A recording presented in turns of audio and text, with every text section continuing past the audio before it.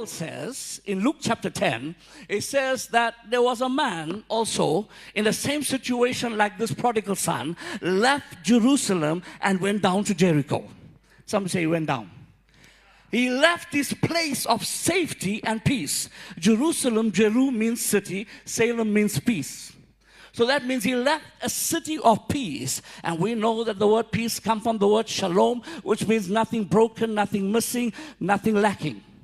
So that means he left the place where nothing was missing, nothing was broken, nothing was lacking in his life. He left the place of peace and he ventured down to Jericho.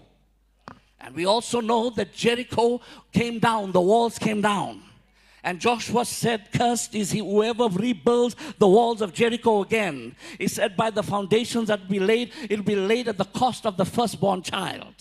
And at the cost of the lastborn will the gates be reset up.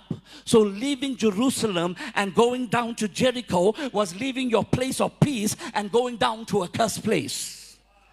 For us, Jerusalem speaks of a place in our God, a safe place in our God. And sometimes we all like this man. We venture out from our safe place and we move down into Jericho because the grass is always looking greener on the other side. Shake your neighbor, say, neighbor, that's not always the case. The grass is not green on the other side. Come on, some of you look at the grass and you think, oh wow, it looks so green. Let me tell you, some of you are looking at AstroTurf. It's not green on the other side. There's a safe place in God. And we too, we leave the safe place and we went out into Jericho. What can Jericho offer us but trouble?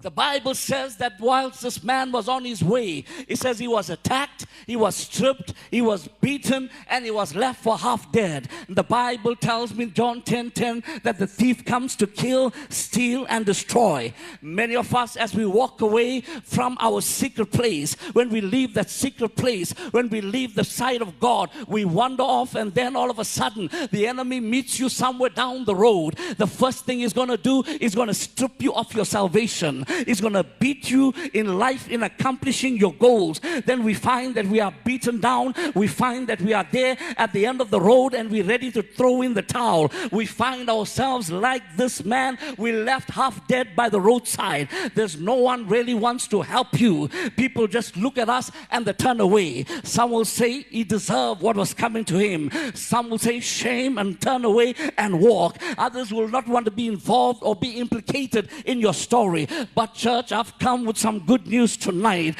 that even though this man was beaten up to a pulp and left for dead, the Bible says that he was left half dead. Shake your neighbor, say, neighbor, this means he still had half life in him. That's the biggest mistake the devil made. When he had a chance to kill you, he should have done a good job at it. Come on, the devil is a liar. Pastor Brendan, he had a good chance over the weekend, but he still never succeed. He had a chance with COVID, he still never do a good job. Do you know why? That means there's no end to what God has to do through your life. Am I preaching to somebody tonight? Come on, the good work that God has for you has to be completed. When he had a chance to kill you, he should have done a good job. Half life, come on, half dead means half life. And half life is good enough for the God that we serve. Let me bless somebody. The boy had just 2 fish and 5 loaves, and that was good enough for Jesus. Oh, come on, it was good enough for him to make it work. The widow had just a little flour and a cruse of oil. That was good enough for God to bring a miracle. Another widow had just a little oil, and that was good enough to bless somebody. Moses' rod was good enough to part the Red Seas. Peter's shadow was good enough to bring healing to the people. Church, come on, half life that you got in is good enough. Just that one song of praise is good enough to move the hand of God. Come on, just that one word worship, just the one wave is good enough to bring you into a place where God is able to turn it around.